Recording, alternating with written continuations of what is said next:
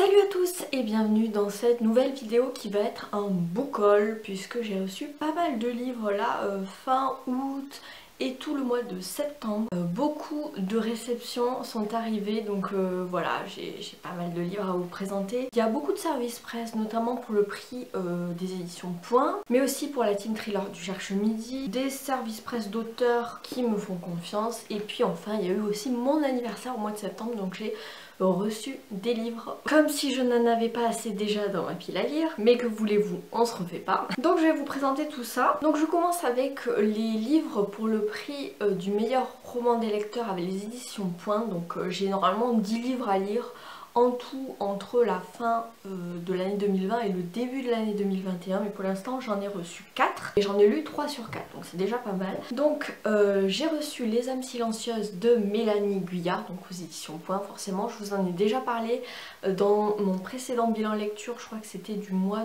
d'août, et ça avait été un énorme coup de cœur. J'ai adoré cette histoire passé-présent sur fond de Seconde Guerre mondiale avec des secrets de famille où on va suivre Loïc, qui est un trentenaire dont la vie part à volo. Sa femme l'a trompé avec un collègue, il a perdu son travail, il est retourné vivre chez sa mère, il n'y a rien qui va. Et sa mère va lui dire qu'elle va vouloir vendre la maison familiale dans le Berry, la maison de sa grand-mère qui est décédée il y a 2 ans de ça, et qu'il va falloir vider un petit peu cette maison pour pouvoir la mettre en vente, et elle va charger Loïc de faire ça. Ça va être sa mission, d'aller dans le Berry pour trier les affaires de la mamie. Il va découvrir des lettres dans le grenier, une correspondance entre un mystérieux J et sa grand-mère Héloïse, et apparemment il y a un secret puisqu'on ne sait pas qui est le père de la mère de Loïc, et sur fond de Seconde Guerre mondiale, parce que ça se passe aussi durant l'occupation allemande dans les années 40, et c'était vraiment génial. Voilà, je vous recommande vraiment ce livre, il était trop bien. Ensuite, toujours pour le prix des éditions Point, j'ai lu Louvre, et j'ai reçu Louvre de Jocelyn Guillois. Donc là, pareil, sur une thématique Seconde Guerre mondiale, mais cette fois-ci à travers l'art, et notamment les œuvres du Louvre, du musée du Louvre, qui vont essayer d'être sauvées par le conservateur en chef, et toute l'équipe vont transporter le maximum d'œuvres du Louvre, que ce soit des tableaux, des sculptures, etc., dans des camions pour pouvoir les mettre en sûreté en fait, pour pas qu'ils tombent entre les mains des Allemands. Donc voilà, c'était une lecture sympathique, même si pour moi il y avait quelques petits points de faiblesse à certains moments, mais ça reste quand même assez intéressant. Le troisième livre que j'ai reçu toujours aux éditions Point, c'est À crier dans les ruines d'Alexandra Kozelik, et celui-ci je l'ai terminé il n'y a pas très longtemps, j'ai beaucoup aimé. Donc c'est l'histoire de Léna et de Yvan, qui sont deux adolescents qui s'aiment, ils ont grandi ensemble, ce sont les meilleurs amis du monde, ils ont vécu toute leur vie, leur jeune vie ensemble. Ils habitent à Tchernobyl, enfin à Pripyat en Ukraine, et il va y avoir la fameuse catastrophe de Tchernobyl en 86, et Léna va devoir fuir avec sa famille en France puisqu'ils ont des cousins de sa famille qui sont en France, donc ils vont aller se réfugier là-bas, alors que Yvan, qui vient d'une famille un peu plus modeste, ne peut pas partir et va devoir rester dans les environs de Pripyat en Ukraine. Et donc ça va être cette histoire d'amour un peu déchirée entre deux adolescents qui peuvent pas se retrouver. Léna, qui est contrainte à l'exil, elle qui parle pas le français, etc., elle va devoir apprendre, elle va devoir assimiler la culture française, et elle va toujours avoir ce petit manque dans le cœur, et elle sait pas si Yvan est vivant ou mort, parce que voilà, cette catastrophe de Tchernobyl avec les radiations, c'était quand même assez atroce. Voilà, j'ai bien aimé ce livre, je vous en reparle dans mon prochain bilan lecture, je vous en dis pas plus. Ensuite, j'ai reçu également le quatrième pour le prix des éditions Point, donc c'est Les fillettes de Clarisse Gorokoff. Donc là on est sur la thématique familiale, puisqu'on va suivre donc Rebecca, qui est une maman de 3 fillettes, sauf que Rebecca a perdu sa lumière intérieure. Elle est, alors on sait pas trop si elle a une dépression, si elle, enfin voilà, elle est malade, en tout cas la dépression est une maladie, mais du coup elle a beaucoup de mal à vivre. On va voir ça à travers le regard de ces 3 petites filles, donc Laurette, Ninon et Justine, qui ont entre 11, je crois 10, 11 ans et 1 an. Et pour l'instant, alors j'ai lu que 2 chapitres pour l'instant, c'est ma lecture en cours, donc je pas trop vous dire si c'est bien ou pas, je vous en reparlerai évidemment dans un bilan lecture. Ensuite je continue avec les services presse, avec les livres qui m'ont été envoyés par des auteurs eux-mêmes. Donc il y a Play Death, le jeu de la mort de Patrice Lessina, c'est de l'auto-édition. Donc Patrice Lessina, je sais que voilà, c'est un auteur qui regarde ma chaîne et qui me suit, et du coup il m'avait proposé aussi il y a au début d'année, je crois que c'était, de lire son premier roman qui était le tome 1 d'une saga de fantasy, science-fiction, young adulte qui s'appelait donc Les Chroniques d'Harmonie, que j'avais bien aimé. Et là il a sorti très récemment ce livre, alors qui n'a rien à voir avec Les Chroniques d'Harmonie, qui est plus ouais, de la science-fiction, je pense peut-être un peu plus adulte. Là on est en 2110, les personnes surendettées vivent, sont placées dans une situation d'ultime recouvrement. Ils deviennent des marchandises négociables par leurs créanciers, et on va suivre Jack Adaos qui est au service du recouvrement et qui doit statuer sur l'élimination de Mary et Cassidy Cunningham qui sont piégées par un crédit. Voilà, elles sont endettées, mais il n'a pas envie, voilà, il a ce côté humain, il n'a pas envie de les... je sais pas, de les éliminer, ou je sais pas, de traiter le dossier de ces deux femmes. Et donc il va s'engager dans Play Death, qui est un jeu de télévision, enfin un peu télé-réalité, jeu Hunger Games, où en fait les téléspectateurs parient sur la vie ou la mort des participants, donc avec des épreuves, etc. Donc j'en sais pas plus pour l'instant, je l'ai pas encore lu, mais il fait partie de ma palle du Pumpkin Autumn Challenge, donc je devrais le lire assez rapidement. Et évidemment que je remercie Patrice parce que je sais que tu vas passer par là. Merci pour ta confiance et j'ai très hâte de lire ton livre. Ensuite, un autre auteur qui m'a contacté récemment pour que je découvre le premier tome de sa trilogie de fantasy, c'est Luc Gianetti avec Le Portail d'Athénor, donc le premier tome qui s'appelle La Légende des 1000 lieux. Donc c'est ma lecture en cours, on est sur un roman de fantasy qui se passe dans les terres éternelles. On va suivre trois adolescents qui vivent dans une petite ville qui s'appelle Sylvestria, qui est régie par voilà, un maire, il y a des taverniers, enfin c'est un petit village, ils sont tous assez paisibles, mais il va y avoir une terrible secousse qui va se passer, et depuis la secousse il y a un mystérieux fantôme qui rôde dans la ville, le fantôme de Sylvestria, qui rôde un petit peu dans les quartiers malfamés, dans la forêt, etc. Ça a peut-être un rapport avec une légende qui parle du portail d'Athénor, qui ouvrirait un passage vers un autre monde qui s'appelle les 1000 lieux. Et donc on va suivre donc ces trois adolescents et Aline, la fille du tavernier, qui vont essayer de résoudre un petit peu cette enquête et découvrir qui est ce fameux fantôme, quel est ce fameux portail, les 1000 lieux, est-ce que ça existe ou pas, enfin voilà. Donc c'est ma lecture en cours pour l'instant, j'en suis à la moitié à peu près, donc je vous en reparle très vite.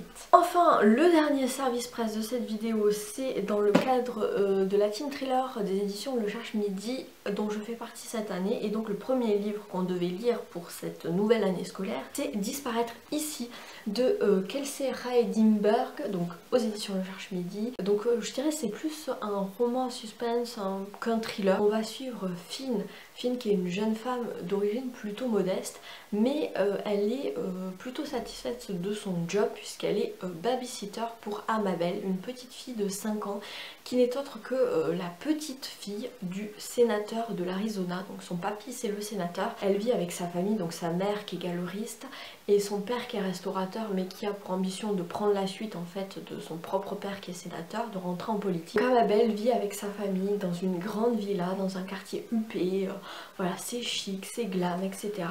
Et sa babysitter Finn s'occupe d'elle. L'histoire commence à la fête du 4 juillet, qui est donc la fête de l'indépendance aux États-Unis. Elles sont à la fête foraine. Et il se trouve que Amabel va dire à Finn qu'il y a une femme rousse qui n'arrête pas de la suivre. Elle l'a vue il n'y a pas longtemps au manège, elle l'avait vue quelques jours plus tôt au restaurant de son père. Enfin voilà, il y a une femme rousse qui la suit. Alors au début, Finn, elle croit pas trop aux histoires d'Amabel parce que la petite fille a une imagination débordante, elle a parfois tendance à se raconter des histoires. Mais il se trouve que Finn va aussi voir cette femme à la flamboyante chevelure rousse au détour d'un manège, et elle va se dire mais qu'est-ce qu'elle veut, qui est-elle, pourquoi elle nous suit, est-ce que c'est un rapport avec elle, puisque Finn a aussi ses propres secrets par rapport à son passé, est-ce que c'est un rapport avec Philippe, donc le père d'Amabel qui semble aussi cacher des secrets, est-ce que c'est un rapport avec le sénateur. Voilà, il va se passer plein de choses. Ce livre je l'ai déjà lu puisqu'il est sorti le 1er octobre, mais j'avais envie de le lire un petit peu avant, donc je vous en reparle très vite dans mon prochain bilan lecture. Et puis voilà.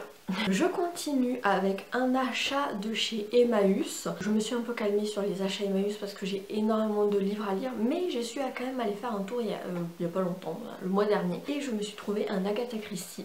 Donc pourquoi pas Evan aux éditions Dumas. Donc ça c'est un des rares Agatha Christie que je n'ai pas lu, je n'ai pas encore lu et que je n'ai pas encore dans ma palle. Donc je l'ai pris. Donc de quoi ça parle? Alors j'ai pas trop envie de savoir, mais là je pense qu'on est ni avec Hercule Poirot ni avec Miss Marple. On est sur un terrain de golf. Le fils du pasteur va chercher sa balle de golf au pied des rochers. Un individu tombé de la falaise, il découvre... ok. Avant de passer de vie à trépas, l'homme ne dit qu'une phrase, pourquoi pas Evan? Et le tribunal d'enquête réunit le lendemain pour conclure un accident. Mais un accident, c'est vite dit. Donc voilà, je pense qu'il va y avoir une petite enquête pour savoir qui est ce fameux bonhomme qui est mort sur le terrain de golf.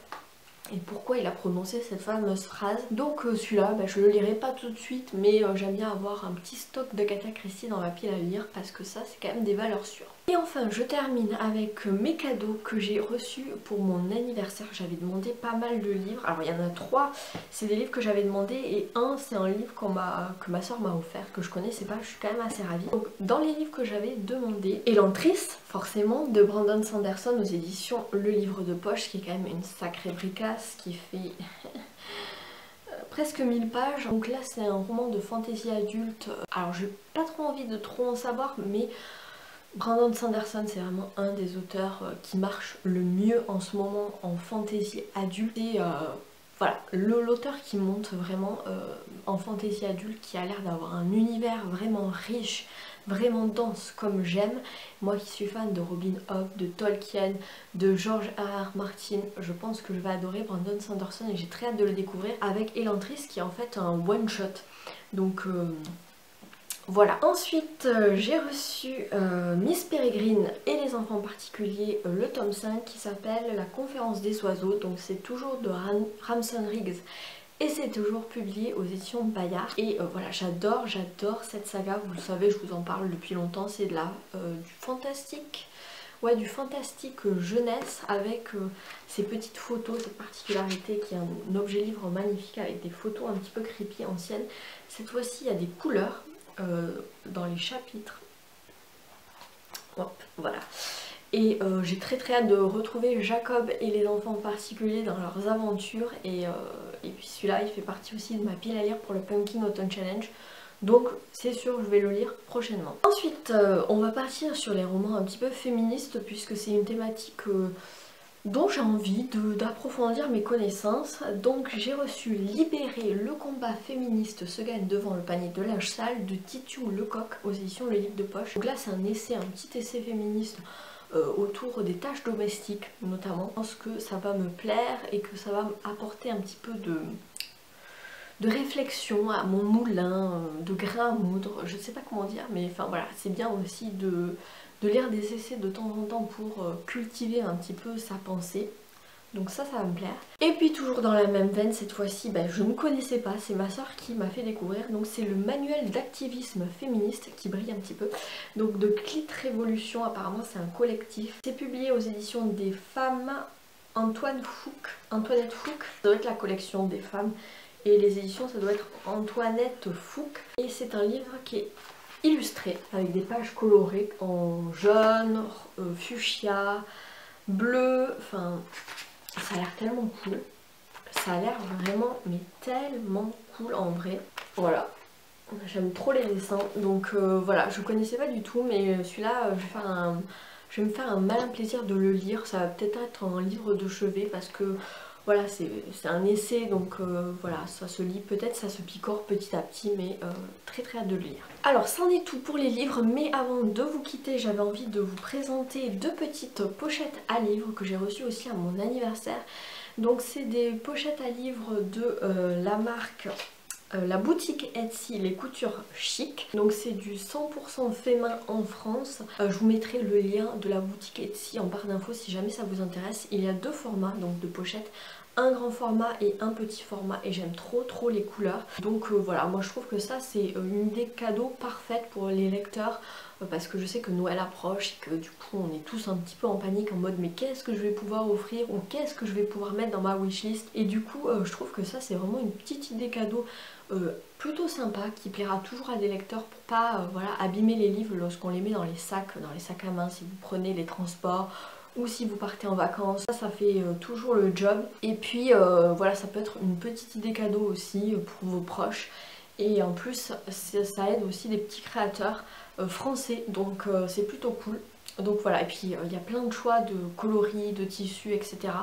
Et c'est vraiment chouette. Donc voilà, je vous mettrai l'adresse de Les Coutures Chic dans la barre d'infos si ça peut vous intéresser. Voilà, c'en est tout pour moi pour cette vidéo book haul. J'espère qu'elle vous aura plu. N'hésitez pas à me dire en commentaire si vous avez lu ces livres, s'il y en a certains qui vous tentent. Et n'hésitez pas aussi à me dire ce que vous avez reçu récemment dans votre pile à lire. En attendant la prochaine vidéo, je vous souhaite évidemment de très bonnes lectures et je vous dis à bientôt. Ciao!